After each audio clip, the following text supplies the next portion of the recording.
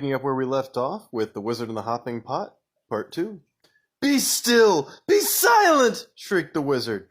But not all his magic powers could quieten the warty pot, which hopped at his heels all day, braying and groaning and clanging no matter where he went or what he did. That evening there came a third knock upon the door, and there on the threshold stood a young woman sobbing as though her heart would break. "My baby is grievously ill," she said. "Won't you please help us? Your father bade me come if troubled." But the wizard slammed the door on her, and now the tormenting pot filled to the brim with salt water, and slopped tears all over the floor as it hopped and brayed and groaned and sprouted more warts. Though no more villagers came to seek help at the wizard's cottage for the rest of the week, the pot kept him informed of their many ills.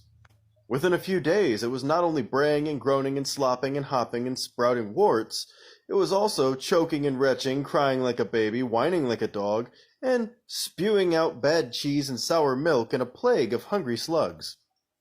The wizard could not sleep or eat with the pot beside him, but the pot refused to leave, and he could not silence it or force it to be still. At last the wizard could bear it no more. "Bring me all of your problems, all of your troubles and your woes," he screamed, fleeing into the night, with the pot hopping behind him along the road into the village.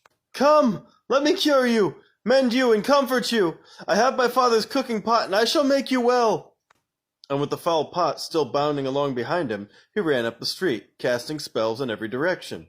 Inside one house, the little girl's warts vanished as she slept. The lost donkey was summoned from a distant briar patch and set down softly in its stable. The sick baby was doused in dittany and woke, well and rosy. At every house of sickness and sorrow the wizard did his best, and gradually the cooking pot beside him stopped groaning and retching and became quiet, shiny, and clean. Together they set off back to the wizard's house, the pot's footstep muffled at last.